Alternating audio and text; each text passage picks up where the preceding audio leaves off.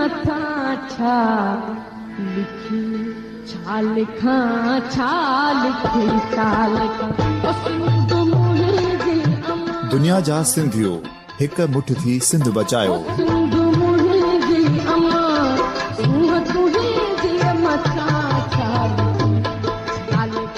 सिंध जो क़ौमी आवाज़ radio voice of Sindh London.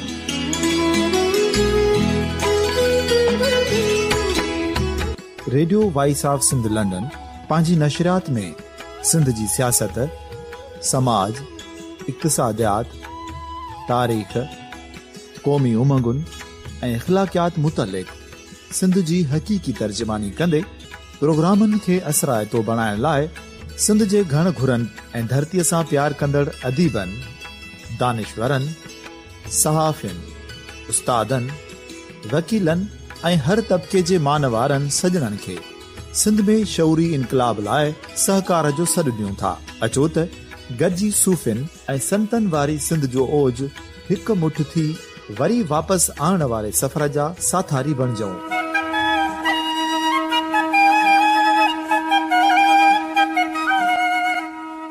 हिक नए सुबुह जी शुरूआत जो पड़ाॾो घर घर, ॻोठ ॻोठ ऐं शहर शहर ताईं पहुचायो। शाल सिंध आबाद ऐं ख़ुशहाल थिए, सिंधी माण्हू सुखियो ऐं सताबो थिए।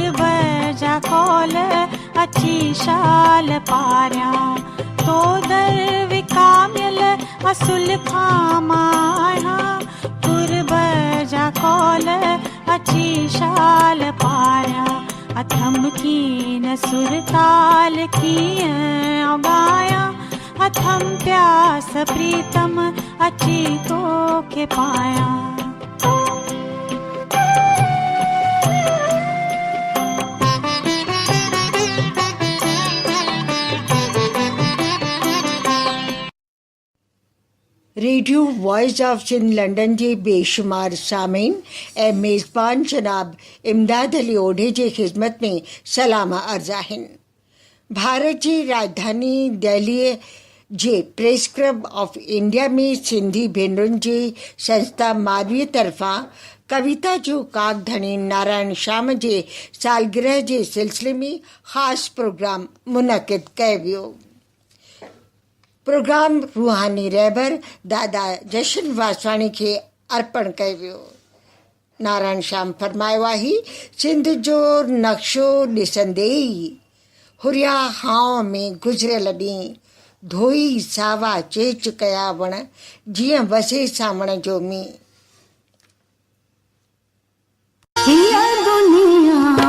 जहली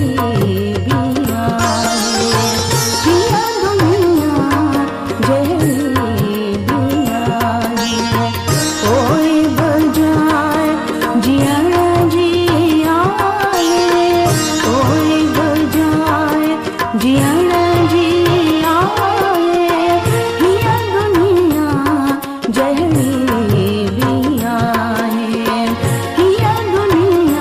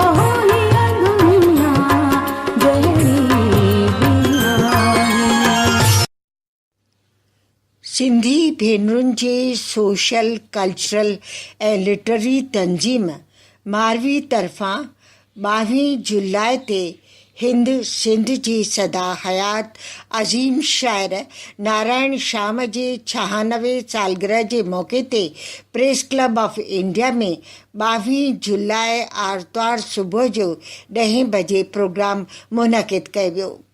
हीउ प्रोग्राम रूहानी रहबर दादा जशन जे 12 जुलाई ते 100 साल पूरा करण खां अॻु उन्हनि जे विछोड़े ते रूहानी रहबर दादा जशन वासवाणी खे अर्पण कयो वियो।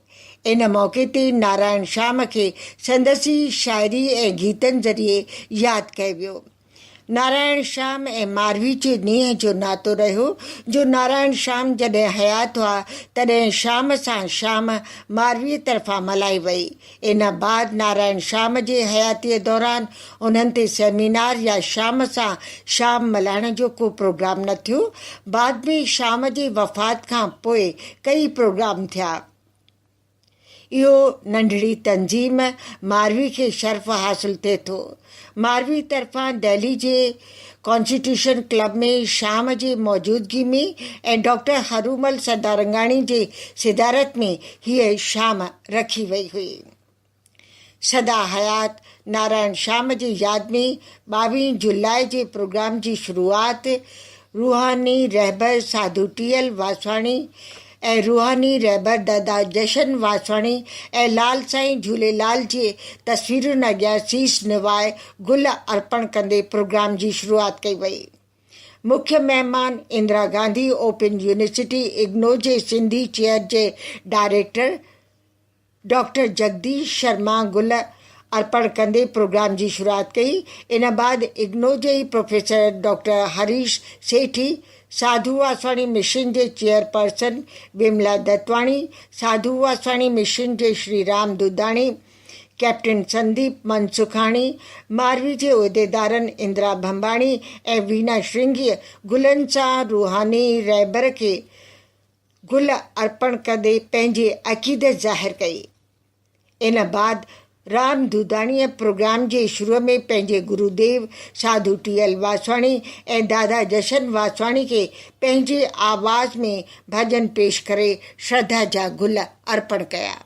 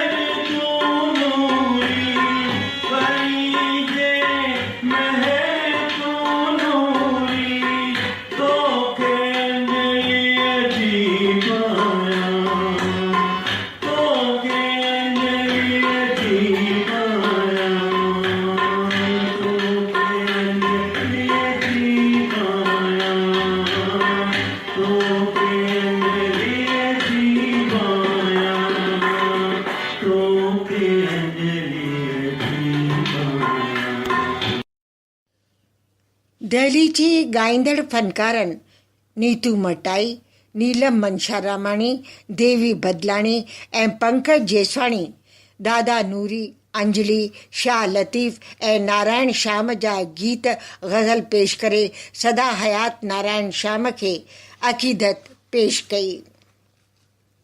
इन मौक़े ते माउंट एवरेस्ट फतह कंदड़ नौजवान पायलट कैप्टन संदीप मनसुखाणीअ जो मारवी जे मोमेंटो ऐं पखर सां उनखे पेश करे साधू वासवाणी मिशन जी चेयरपर्सन विमला दत्वाणी ऐं श्री राम दूधाणी उन जो सम्मान कयो। इन मौक़े ते कैप्टन संदीप मनसुखाणी जी शरीक हयात सिमरन जो बि पखर पाए करे सम्मान कयो वियो। ख़ासि महिमान डॉक्टर जगदीश शर्मा, प्रोफेसर हरीश सेठी जे ऐं इंदिरा बंबाणी तरफ़ां उन्हनि जो सम्मान कयो वियो। वीना श्रृंगी महिमाननि जी आजियां कंदे रूहानी रहबर दादा जशन वासवाणी खे खिराजे अक़ीदत पेश कंदे चयो त दादा फिलासॉफर, सूफ़ी दरवेश ऐं शाराना दिलि रखंदड़ ग़रीबनि जा मसीहा ऐं न्याणियुनि जी तालीम, मीटलेस डे मल्हाइण ऐं गीता जे ज्ञान कर्म जी सिख्या में उन्हनि जो यकीन हो। सचा सूफ़ी संत हा। नारायण श्याम खे अक़ीदत पेश कंदे कविता जी कागधणी श्याम जा कुझु शेर पेश कंदे अक़ीदत पेश कई। लेखिका ऐं शाइरा शालिनी सागर जे मज़मूननि जे किताब पराॾो सो सॾ जो मुख्य महिमान डॉक्टर जगदीश शर्मा उन जे मुबारक हथनि सां रिलीज़ कराए वियो। शालिनी सागर ऐं वीना श्रृंगी जे कविता ते आधारित पिक्चर पोस्ट एल्बम रिलीज़ कयो वियो। लेखिका शालिनी सागर पंहिंजी किताब ते पंहिंजे तख़लीक़ी सफ़र जो ज़िक्र कंदे अगस्टा क्रिस्टी जो हवाले ॾींदे चयो त ज़िंदगी जे मसरूफ़ियतुनि करे औरत लाइ वक़्तु कढणु मुश्किल आहे। औरत रंधिणे में तन्हाई में वक़्तु कढी वठंदी आहे। माउंट एवरेस्ट फतह कंदड़ नौजवान संदीप मनसुखाणी पंहिंजे एडवेंचर जो ज़िक्र कंदे चयो त भारत जो झंडो लाल साईं झूलेलाल जो झंडो फहिराईंदे मूं फ़ख़ुरु महसूसु कयो। कई दुश्वारियूं आयूं, मूं जो ख़्वाबु ॾिठो सो मुंहिंजो पूरो कयो। मुख्य महिमान डॉक्टर जगदीश शर्मा, मारवी जे मेंबरनि ऐं प्रोग्राम जे कन्वीनर वीना श्रृंगी खे शानदार प्रोग्राम मुनक़िद करण ते मुबारकूं ॾींदे चयो त सिंधी चेयर तरफ़ां सिंधीअ जे वाधारे लाइ कमु कयो पियो वञे, जंहिंमें रिसर्च जो कमु बि शामिल आहे। असीं इन सिलसिले में पूरो सहकार ॾियण लाइ तयारु आहियूं।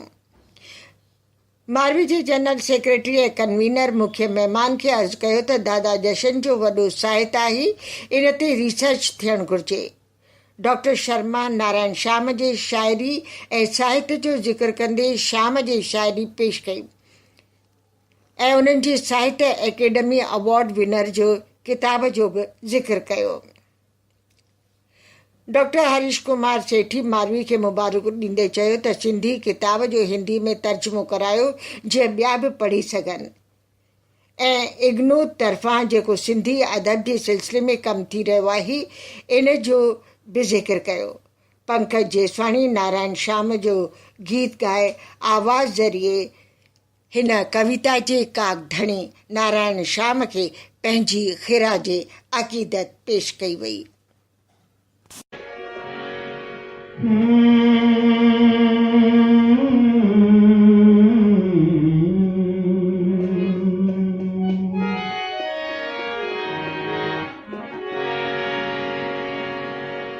जिंदगी जी राह में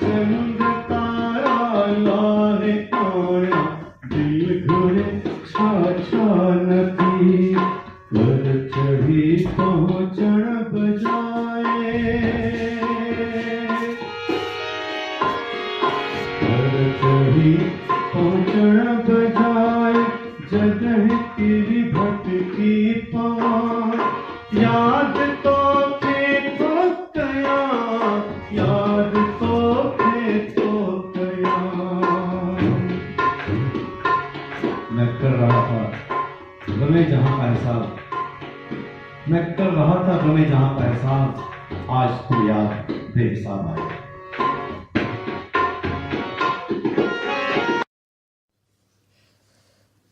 हुजे जा खान खूबिन जी, हुजे जा खान खूबिन जी ऐं खामिन खां बिनह आजी, न पंहिंजी ज़िंदगी अहिड़ी न पंहिंजी शाइरी अहिड़ी।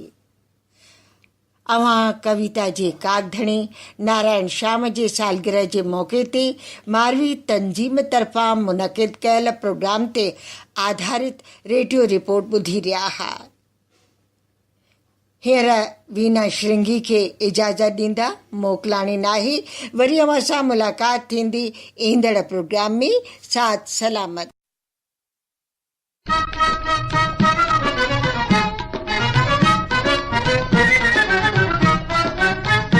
मुंहिंजी बेड़ी अथई विच सीर ते, मुंहिंजी बेड़ी अथई विच सीर ते, पलव पायां थी मां ज़िंद पीर ते, पलव पायां थी मां ज़िंद पीर ते, बासूं बासियां थी मां ज़िंद पीर ते, बासूं बासियां थी मां ज़िंद पीर ते, ज्योतिन वारा लाल उडेरा, ज्योतिन वारा लाल उडेरा, केई कने था तो दर भेरा, केई कने था तो दर भेरा, तुंहिंजी महर अमीर फ़क़ीर ते, तुंहिंजी महर अमीर फ़क़ीर ते, पलव पायां थी मां ज़िंद पीर ते, पलव पायां थी मां ज़िंद पीर ते।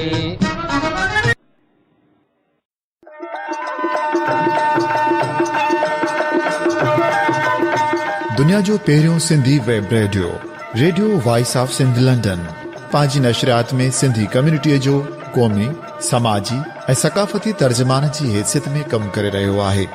मुख़्तलिफ़ प्रोग्राम ऐं लोक मौसीक़ी वसीले दुनिया जे सिंधनि खे हिक लड़ीअ में पोइण जी कोशिश करे रहियो आहे।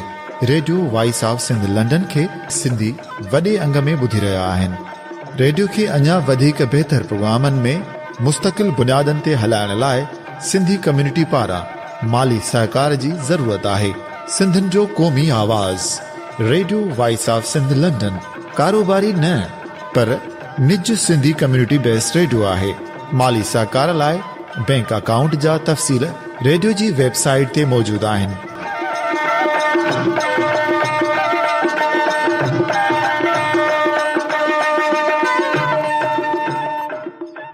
अवां जी समातुनि ताईं radio voice of Sindh London